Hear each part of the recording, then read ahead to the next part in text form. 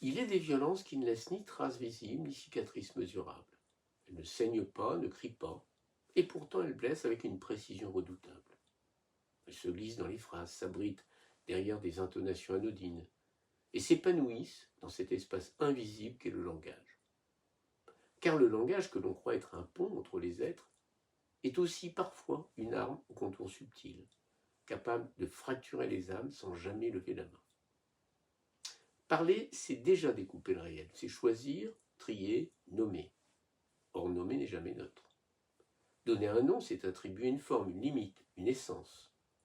Lorsque l'on qualifie quelqu'un de faible, de différent ou d'étranger, on ne se contente pas de décrire, on enferme. Le langage fixe, immobilise, réduit la complexité du vivant à quelques syllabes commodes. Et dans ce geste apparemment banal, il y a une première violence, celle de la simplification. Cette violence est d'autant plus redoutable qu'elle est souvent invisible à celui qui l'exerce. Elle l'inscrit dans les habitudes, dans les expressions héritées, dans les mots que l'on répète sans y penser. Les clichés, les stéréotypes, les formules toutes faites sont autant de petites machines à produire de l'exclusion. Ils tracent des frontières là où il n'y a que des nuances. Ils opposent, hiérarchisent, catégorisent. Le langage devient alors un territoire balisé où chacun est sommé de trouver sa place ou d'accepter celle qu'on lui assigne. Mais la violence du langage ne réside pas seulement dans ce qu'il dit. Elle se niche aussi dans ce qu'il tait. Le silence, loin d'être une absence, peut être une forme aiguë de négation.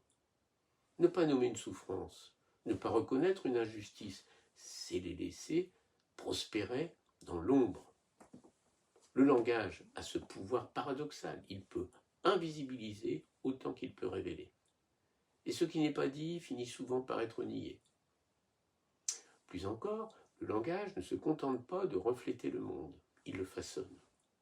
Les mots que nous employons influencent notre manière de penser et donc d'agir.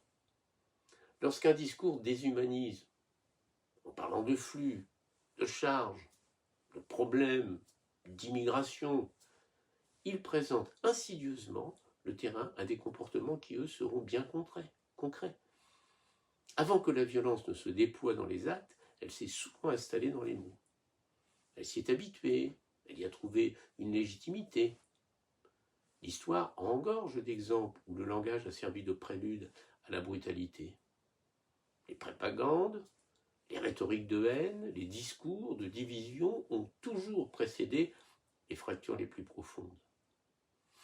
Il ne s'agit pas ici de grandes déclarations spectaculaires, mais parfois de glissements imperceptibles, un mot de trop, une nuance qui disparaît, une ironie répétée jusqu'à devenir mépris.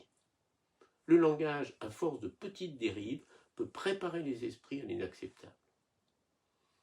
Pourtant, il serait trop simple de condamner le langage comme une fatalité violente, car il porte en lui une ambivalence fondamentale. Il peut blesser, certes, mais il peut aussi réparer. Il peut enfermer, mais aussi libérer. Tout dépend de l'attention que nous lui accordons. Parler n'est pas seulement émettre des sons, c'est engager une responsabilité. Il existe une éthique discrète du langage, mais essentielle. Elle commence par l'écoute, car bien souvent la violence naît de l'impossibilité d'être entendue. Lorsque les mots circulent sans rencontrer d'oreille, ils s'aigrissent, ils se durcissent, deviennent des projectiles. A l'inverse, un langage habité par l'attention peut désamorcer les tensions les plus vives. Il ne s'agit pas de lisser les désaccords, mais de leur offrir un espace où ils puissent exister sans détruire. Choisir ces mots, ça n'est pas de censurer. C'est reconnaître leur puissance, c'est comprendre que chaque phrase porte en elle une charge affective, une orientation du regard. Dire « tu es toujours comme ça » n'a pas le même poids que dire « je ressens cela quand tu agis ainsi ». Dans la première formule, on enferme. Dans la seconde, on ouvre. Le langage peut être une clôture ou une invitation. Il y a aussi dans la douceur des mots une forme de résistance. À une époque où tout semble s'accélérer, où les relations sont instantanées, où les discours se radicalisent, prendre du temps, dire autrement, devient un acte presque subvertif.